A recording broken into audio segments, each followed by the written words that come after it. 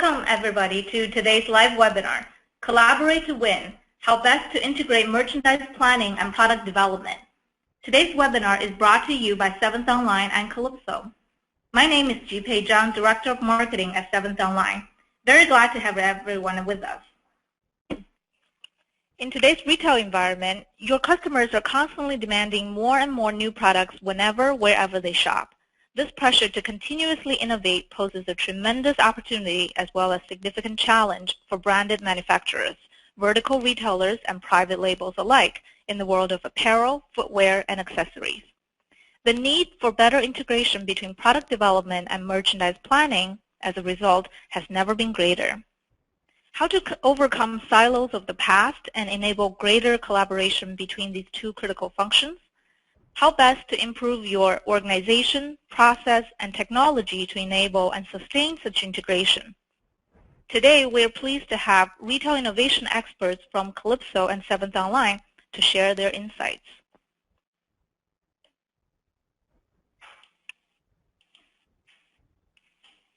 Joining me here today are three great speakers with deep industry expertise in retail planning and apparel, footwear, and accessories industries.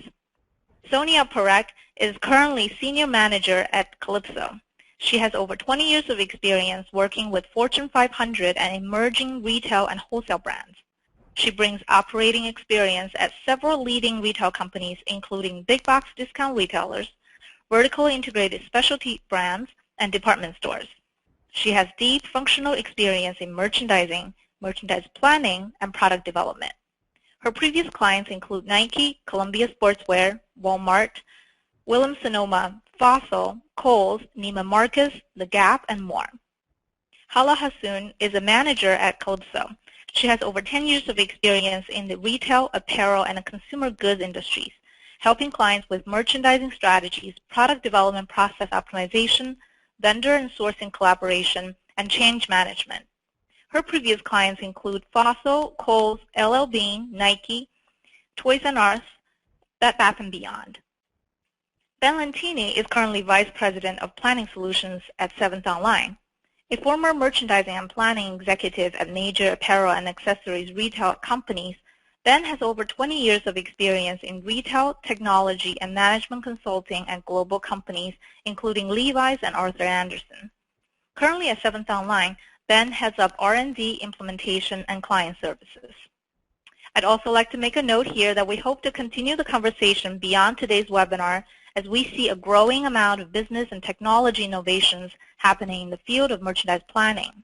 For that, we welcome you to join our upcoming networking discussion panels on the future of planning. Retail planning and technology professionals like yourself will be gathering to build connections and exchange best practices.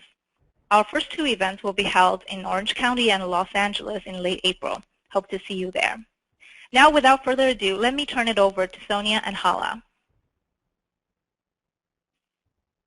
Thanks, Ji-Pei, for the introduction. Before we get started, we thought we'd give you just a little bit of background on Calypso and who we are. So Calypso is about a 200-person consultancy, and we were founded by two former Deloitte consulting partners about 11 years ago.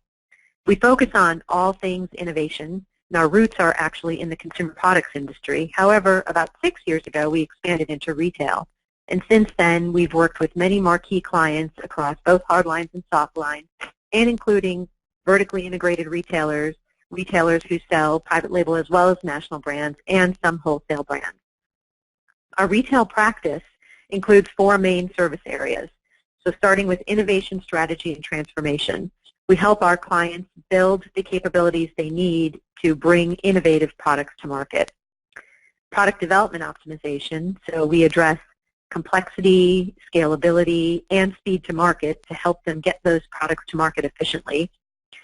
Product lifecycle management technology, we help to select and implement the technology to then support product development. And in this space, we have implemented PLM technologies not only in retail but across multiple industries, and we've worked with all of the leading major software players for PLM. It's really an area of deep expertise. And then lastly, information management optimization. So as it pertains to product data, how do you organize, analyze, and govern that data so that it's available to be used as information to make the best decisions possible as it relates to your product. Our planning practice actually grew out of our product development optimization services. As we got involved with clients talking about product development, ultimately the conversation would involve line planning. And as we dug into line planning, it quickly expanded into much more than that, including merchandise planning, demand planning, etc. So much of what you'll hear in our presentation today are the insights we've gleaned from working with clients in this space over the past several years. And with that, I'll pass it over to Hala to take it from here. Thanks, Sonia. So as Sonia just mentioned, I'd like to first walk you through a little bit of what we're seeing in the industry right now and how it pertains to merchandise planning and product development teams at retail organizations.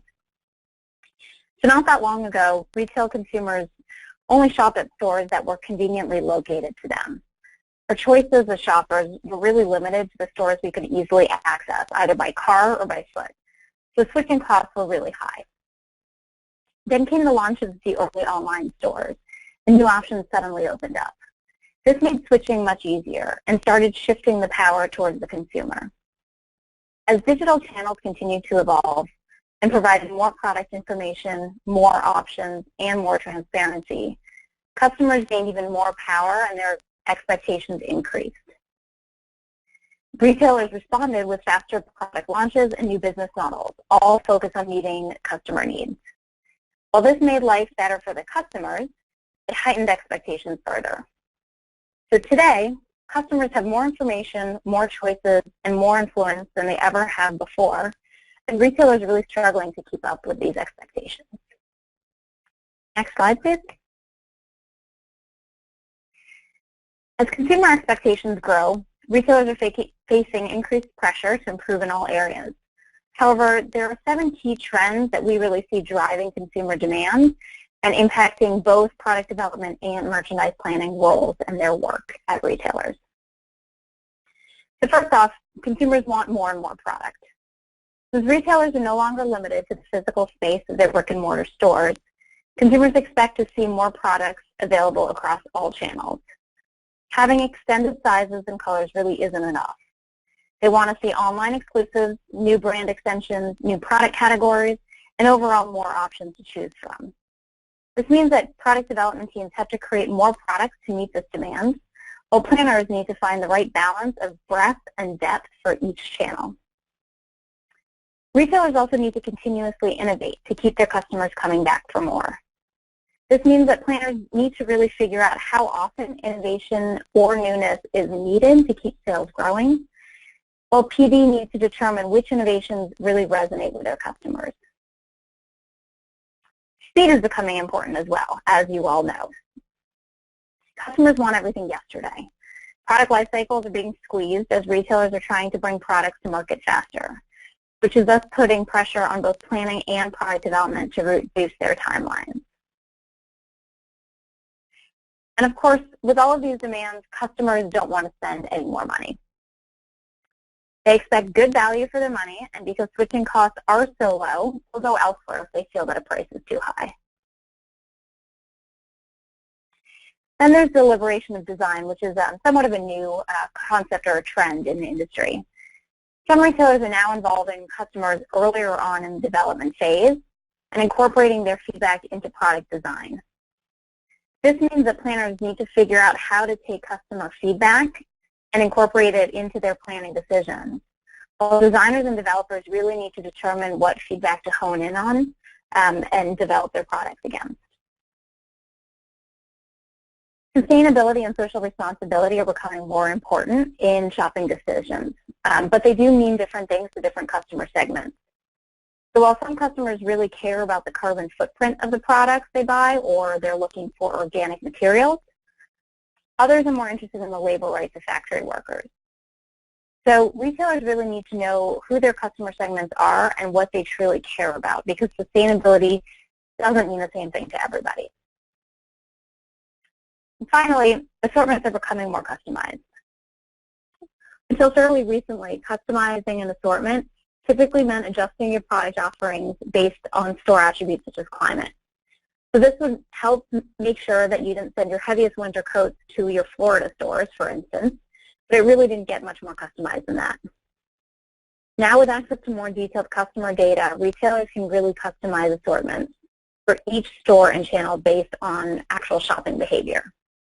In order to do this, planners really need to know who is buying what products in what channels, and designers and developers need to figure out what products to create for each customer segment and for each channel.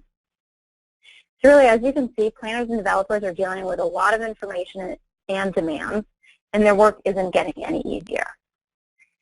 And as we mentioned earlier, too, these trends don't apply to just one type of retailer or one segment, but they really impact all of the retailers we work with, so branded wholesalers in both apparel and footwear, vertically integrated retailers, as well as retailers that are balancing a portfolio of national brands and their own private label. Next slide.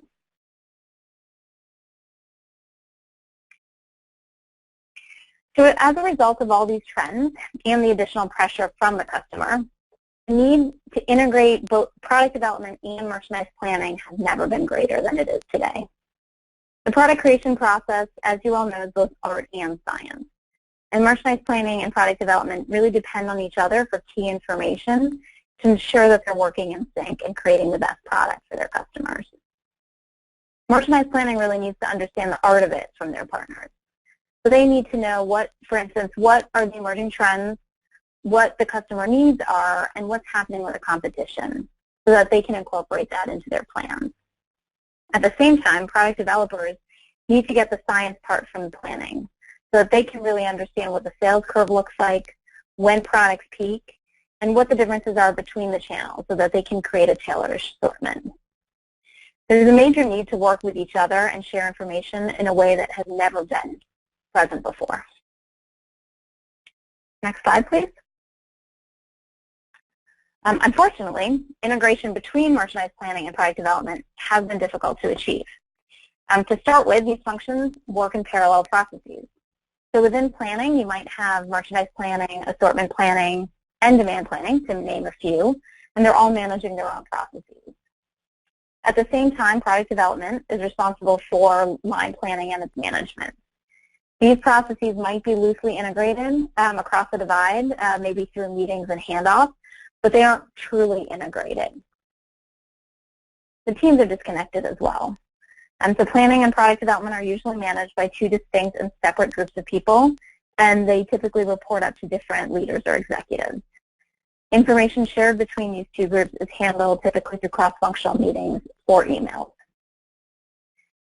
And then finally, if systems do exist in the organization, they are separate and disconnected. Planning might have a planning system along with EP forecasting tools and other reporting, while PD is typically working with design tools such as AI or Adobe Illustrator and a PLM system. Integration between these systems is either limited, meaning one-way data sharing, or completely manual through spreadsheet handoffs. Next slide, please. So this lack of integration between the teams leads to some pretty significant pain points across the organization. I'm sure some of the quotes on this slide are pretty familiar to many of you. For instance, being overdeveloped in one category and underdeveloped in another, or increasing the forecast for a product without ensuring you have enough production capacity. These, of course, are just a few examples of the pain points we've all heard, but they really can lead to low adoption rates, line volatility, and increased production costs, just to name a few.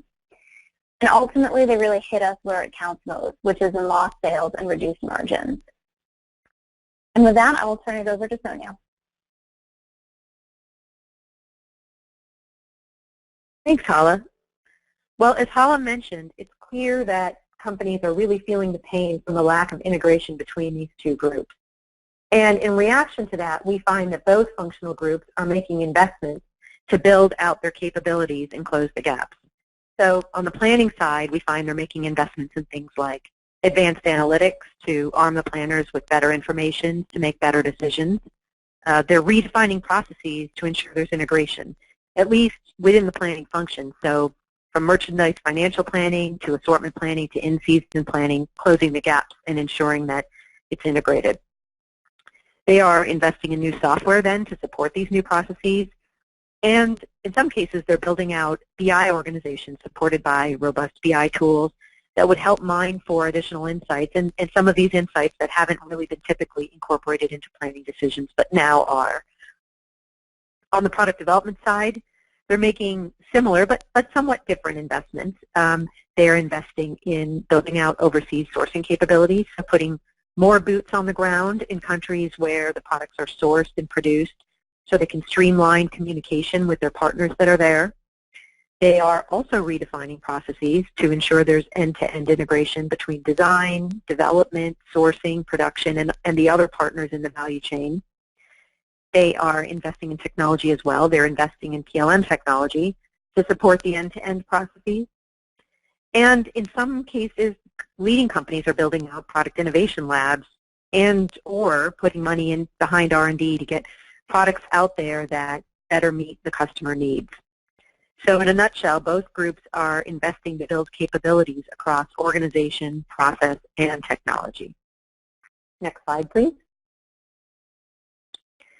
But really, despite these investments, progress has been pretty tough. The challenge doesn't have an easy answer, and we're finding that companies are struggling in several areas. First and foremost, they're struggling in determining how to align the work that's being done by multiple groups. So how do we get everyone to speak the same language, work towards the same goals, use the same data and information, and even work off of the same timing? An example would be if you're a retailer that has both private label and national brands, those are on distinctly different calendars and often force decisions to be made around the assortment at very different times. They're also struggling with determining who does what work. So amongst the functions, we have merchandising, which may be separate for the store channel and the digital channel. We have merch planning, we have demand planning, product development, finance, and if you're a wholesale organization, we'll have sales involved as well. Who really does do which piece of the work here? And then lastly, with all of those functions likely working with different systems, how do we determine which tools we need? So which systems are going to support the work we need to get done, and then how do we actually get those systems to integrate, or more simply said, how do we get them to speak to each other? Next slide, please. Well, based on the tough market pressures and the complexity of the problem, we feel that moving forward will require a leapfrog. It will require innovating the way planning gets done. What does that mean? That means a couple of things. First, it means a move from a world that's linear to one that's iterative. So instead of waiting for handoffs between the teams, cross-functional partners really need to work together to continuously develop and refine the plan. It also means moving from a world that's siloed to one that's collaborative. So instead of having separate players who own different pieces of the plan, the groups need to work together to make key decisions. And each of those groups needs to bring different information to the table and their own expertise, of course. It means moving from a world that's disjointed to one that's aligned. So key metrics and goals should be rooted in common definitions and shared across all planning groups and even beyond the planning groups, frankly, eliminating the need to translate the numbers provided by one group into the numbers that are used by another. And then lastly, it means moving from a world that's reactionary to one that's strategic. So decisions and plans should be constructed based on the bigger picture and support the long-term company strategy, incorporating information from across the enterprise. They should not be based on the goals or the short-term objectives of any one function. If you can achieve all of this, you will enable speed, agility, and precision, which is required to succeed in today's ultra-competitive market. Next slide, please. Well, we've now told you that this is a really big, complex problem with not a lot of easy answers. So let's talk about where to start. We believe that there are 4 foundational pieces that, if put in place, will truly enable integration between planning and product development. And we believe that this is where you really need to start. So the first piece, aligning both groups around direction from the strategic plan, making sure that they are sharing goals and moving down the same path. Essentially, almost every company has a long-term strategic plan, a view on how much growth they want to drive and where that growth is actually going to come from. But beyond having that plan, ensuring that it's effectively communicated to the groups who actually need to get the work done is integral. After all, planning needs to know where exactly to plan the growth, and development needs to know where to focus their efforts. So that's aligning around the strategic plan. Piece number 2 of this puzzle, clearly defining decision rights so that you have progressive lockdown on the information flowing out to other functions. But at the same time, making sure you have the right people at the table so that you have all the information you need to make those decisions. We really want to allow for iteration because that's how the creative process works within these companies. But at the same time, we want our decision making to be based on the best information possible. So bring your partners across planning and product development to the table to ensure you've got the big picture and not just your siloed view. And we want to make sure that those decisions are made at the right time. So making them late enough so that you have as much information available to you as possible, a read on the market, and you're as close in as possible. But you don't want to make them so late as though you're delaying other people's work that have to get things done further down the value chain. Piece number 3 in the puzzle, measuring the efficiency and effectiveness of the processes. Painting a picture of what good looks like for your organization and then measuring your progress as you get closer to it. So how do you do that? So for 4 steps you could break that down into. The first is establishing objectives. What really defines good for you? Does it look like decreasing line volatility? Does it look like reducing time to market or reducing costs, or maybe all of the above? Get some agreement on that. Next, now that you've got agreement, put some metrics around it. How are you going to measure it? It could be something like % drops or adds to the line, adoption ratio, possibly you're measuring time to market, or from a business perspective, in terms of results, you could be measuring SKU productivity or SKU profitability. Agree on the metrics. Once you have the metrics, set the targets. Be specific and define where you're starting, so measure your baseline, and then where you want to go. Set some really specific and measurable goals out there using the metrics you've selected. And then lastly, and probably most obviously, measure your progress towards those goals at regular intervals and make sure you're holding yourself accountable for the progress. So that's the 3rd piece in the foundation. The 4th piece, leverage integrated tools. Without these tools, it's actually going to be much harder, if not impossible, to achieve efficiency and effectiveness. And with those tools, you'll also need supporting governance to make sure that you can get everyone on the same page.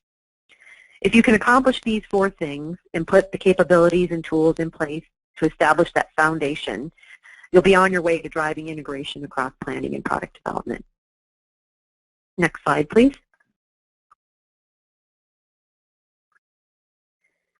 So how do you then build that foundation? Well, lucky for you, we're consultants, and we can always boil things into 4 chevrons to give you a path forward.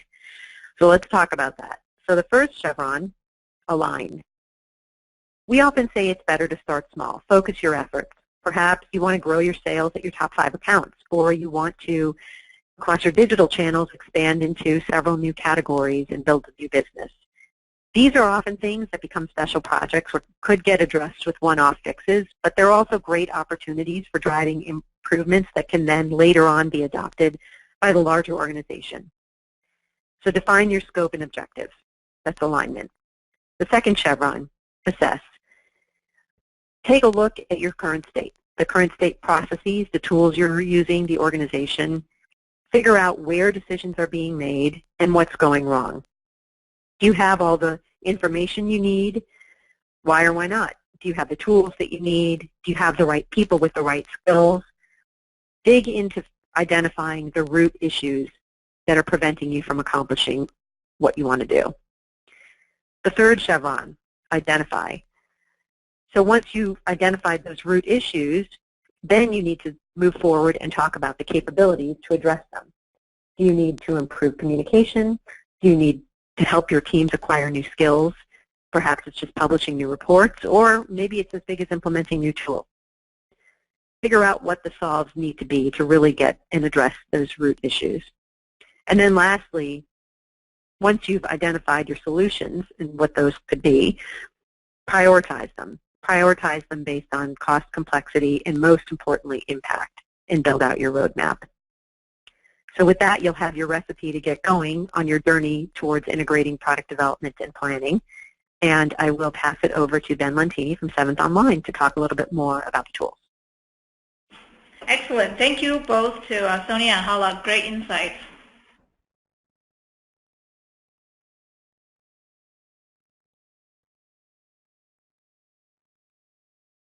Now let's turn it over to Ben for technology and system considerations for enhancing planning and collaboration.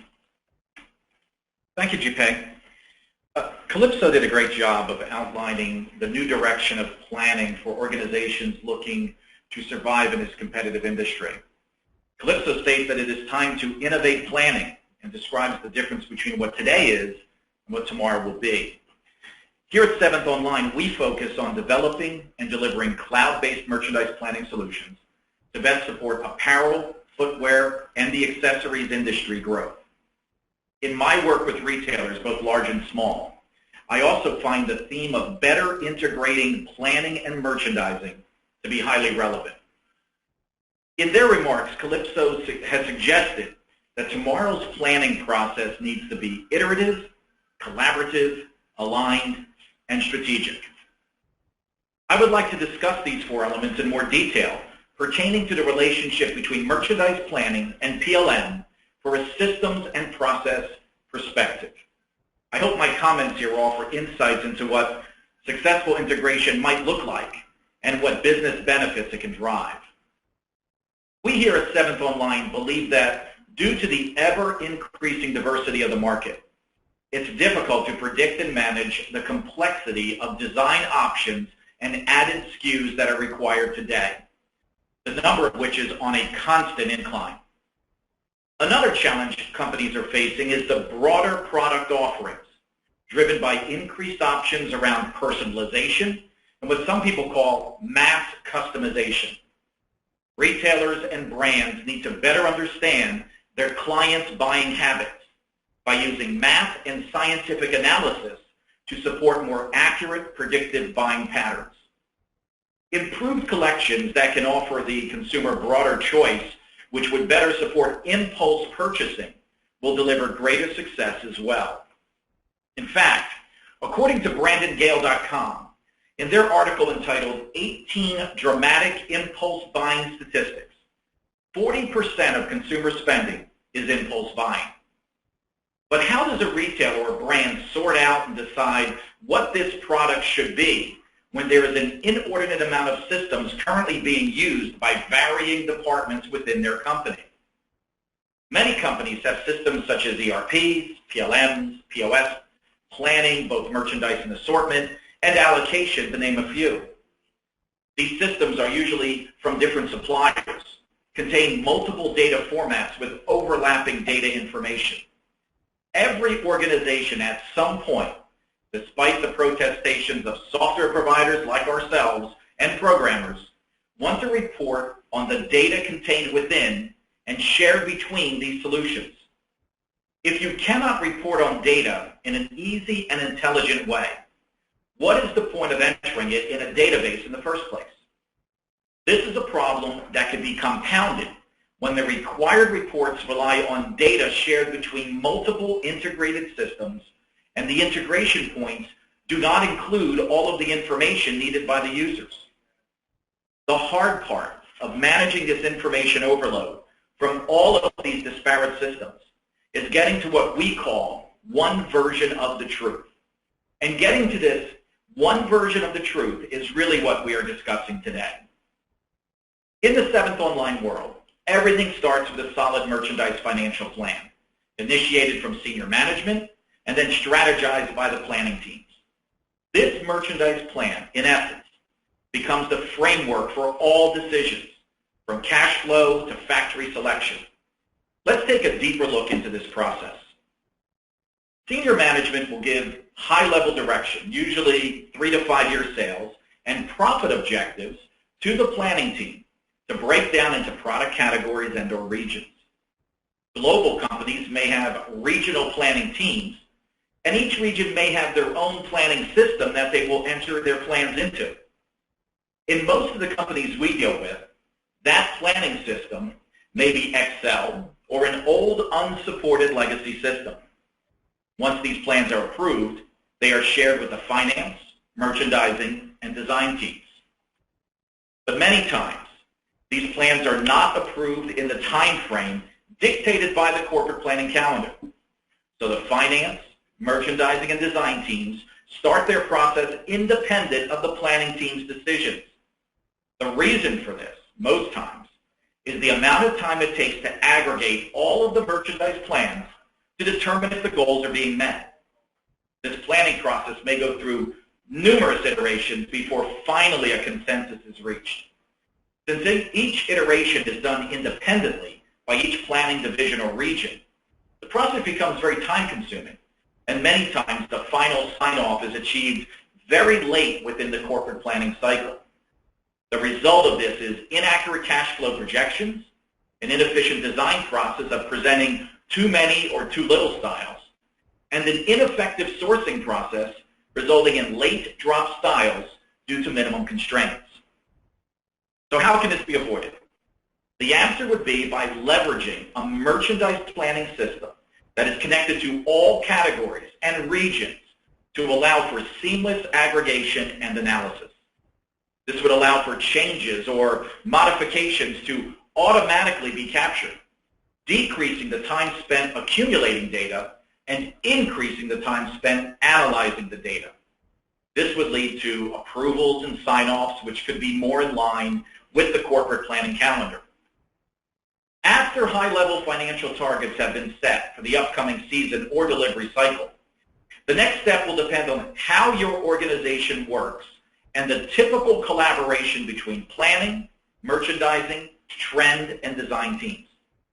Product targets may already be set down to the product category level. For example, 10 styles of knit short sleeve tops, or they may just be at the division level. For example, 3% margin growth for the entire division. Maybe product ideas have already been created in your PLM system and need to be married with categories. Maybe your product categories need to be separated into bodies, trends, or fits for designers to design towards. So, how are these individual styles or products then assigned to match these goals? And how does systems integration fit into this picture? So after merchandise planning has begun, informed by the data and inspiration collected by the trend and other teams in parallel to financial planning, we arrive at the point at which the association between workflows and calendaring to individual products is assigned in a PLM system. As each company works differently, this could be pre- or post-initial line review meetings, depending on the sequencing of planning. Whether or not the financial goals are tied to this association depends on the systems and level of permissions.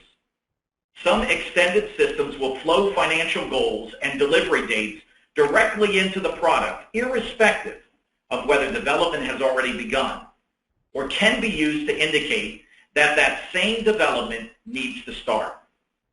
So, in a typical scenario, workflows track the tasks assigned to each responsible party to ensure that the product is developed from point A to Z, as well as the estimated duration of each task. This in turn is tied to a development calendar with appropriate lead times and estimated task completion dates based on the type of product being developed. As the person responsible completes each task in the list, the workflow should automatically route the product to the person responsible for the following task. This is where the importance of extending PLM's role, either using a standalone system or via bidirectional systems integration, into planning and design adds true value.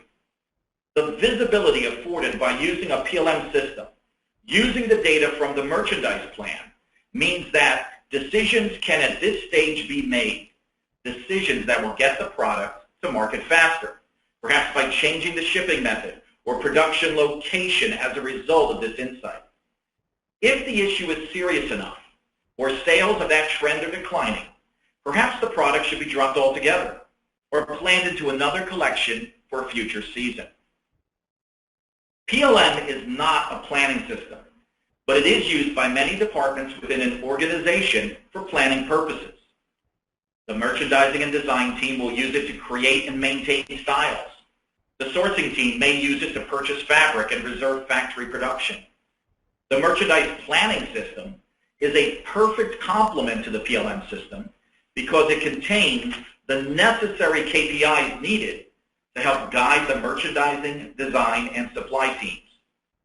The merchandise plan can not only give direction to senior management concerning sales and profit objectives, but it also can give direction on category demand and style and SKU counts. The merchandise plan can have the capability to help the merchandising and design teams understand silhouettes and fabric demand patterns. This can prove very helpful for the design team in understanding the buying direction of the company. Why should the designer create 30 different designs of sweaters when the merchandise plan states that the company will only purchase 10? Also, why design a line of cashmere silhouettes when the merchandise plan says that the growth fabrication will be in silk? A critical planning process used by the merchandise and design team is called a conceptual assortment plan, or CAP. This plan outlines the direction of the line, not by account or channel, but for the company as a whole. Many CAP plans are made independently from the merchandise plan, and thus what is designed is not what ends up being purchased. The merchandise plan should be the foundation for the CAP plan, and having your merchandise plan integrated into your PLM to help create the CAP plan will only lead to better assortments and a more efficient merchandising process. In PLM systems that do not have merchandising planning capability, unless additional data entry is undertaken, it can often take several seasons or a year to gain useful visibility into that data and to use it to create meaningful targets. If a separate planning system is in use, the depth of information that is captured within a merchandise plan may be more detailed and informed by actual POS data than that available in a standalone PLM system. This improved detail enables a deeper analysis of sell-through and better target market prediction, particularly where carefully chosen aspects of this data flow through PLM. If POS systems data or data from an ERP or a separate PO system is available, selectively integrating order volume, sell-through information, and more can be a boon to effective planning and the creation of realistic CAP targets. The same could be said for the sourcing team. Having visibility into fabrications and pricing early in the planning calendar enables the sourcing team to select the best factories and negotiate the best prices for the product being created. It's known that on average, the material used in typical apparel garments will represent around 60% of the garment's cost. So improvement in material consumption and utilization is a critical factor to any company's bottom line profitability. Early identification of all material types across all brands and divisions, reducing extra work along the way, will allow for improved negotiations leading to better buying and improved bottom line margins. This can only be achieved by linking planning, design, product development, and sourcing. With information and communication flow both upstream and downstream, such a collaborative approach allows merchandising, design, as well as the sourcing teams to better understand the direction of the company and allows them to be more proactive in their job functions. So what to consider when upgrading your current planning capabilities or adopting a modern planning system to enable this end-to-end collaboration? For many of our clients in apparel, footwear, and accessories retail, adopting a planning system tailored to this industry is of crucial importance. Unlike replenishment-based, long life cycle, category-driven retail formats, such as CPG or mass merchandising, apparel, footwear, and accessories, or AFA planning, often requires a greater degree of granularity and flexibility. Having the right information and analytical support at the right level of detail, therefore, is key. Secondly, a planning system's ability to integrate with other systems, including PLM, ERP, or e-commerce, is critical. This clearly requires no further explanation, so I'd like to offer only one additional point. Taking style information from PLM into a planning system is standard practice. Now at 7th Online, we are taking it a step further. We are now enabling reverse population of plan numbers and key data points into our clients' PLM systems. Such bidirectional information flow is the foundation for better internal collaboration, as we have discussed earlier. Thirdly, the ability to have all planning teams work on a single platform that supports store-based, web, and wholesale account-based planning is becoming increasingly important for many AFA brands and retailers. This is particularly important for multi-channel and global players. Traditionally, many use a retail planning system for their stores, while their wholesale planning largely exists on spreadsheets. As a result, it is near impossible to arrive at an accurate understanding of global demand. Today, planning systems like 7th Online is changing the game. In addition to retail planning, our wholesale and global demand planning solutions help global multi-channel companies like Oakley and Patagonia achieve total demand visibility. Such visibility is critical for aligning supply chain execution more closely with consumer demand. And this is where retailers can realize tremendous business benefits, such as inventory reduction, greater sell-through, higher margins. An effective merchandise planning system must also account for change, because ultimately, change is inevitable. From a systems perspective, this means flexibility and adaptability. Take, for example, the ability to support multiple plan reforecasts to enhance overall accuracy. Having a system that not only enables multiple reforecasts and can communicate these reforecasts back to a PLM system can drive significant value in helping determining the correct assortment. Lastly, cloud-based solutions are proven to bring about continuous innovation, reliable customer support, and overall long-term value to today's retailers. Many prefer cloud deployment now over traditional on-premise software deployment. Collaboration between planning and merchandising, supported by system integration of PLM and merchandise planning, can drive significant business benefits, both strategically and in quantifiable terms. Strategically, a company can attain a tangible competitive advantage from working faster and reducing time to market. Their designs and products do a better job of meeting consumer needs because decisions are made closer to the market. This capability has a direct correlation to improved customer service and brand loyalty. Companies can also achieve significant reductions in material costs due to more effective cost management in PLM, gaining efficiencies through fewer sample iterations, errors, and rework. More accurate understanding of global demand can further reduce inventory mistakes or misalignment, leading to increased sell-through and higher margins. In the next 12 to 24 months, we believe we will see more integration between merchandise planning, product development, and sourcing activities. Omni-channel commerce continues to put pressure on apparel brands and retailers to transform their supply chain execution.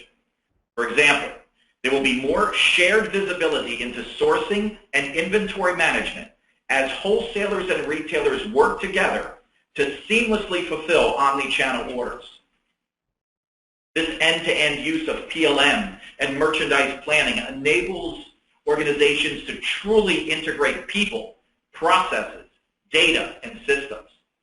Benefits include greater process visibility and control, faster new product development, higher quality, reduced product costs, shorter lead times, improved inventory management, better order accuracy, optimal materials usage across lines, enhanced collaboration, and product innovation.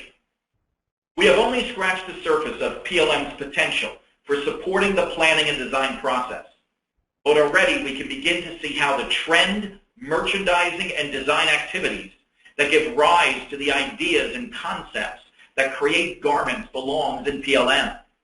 Without it, or without properly integrated planning systems with equivalent capabilities, organizing the visual and planning elements of product development can present a sometimes insurmountable challenge. I thank you for your time today, and I hope this has been informative and thought-provoking. Thank you very much, Ben, and thank you to Sonia and Hala as well. This concludes our webinar today. Hope you find the information helpful, and have a great day.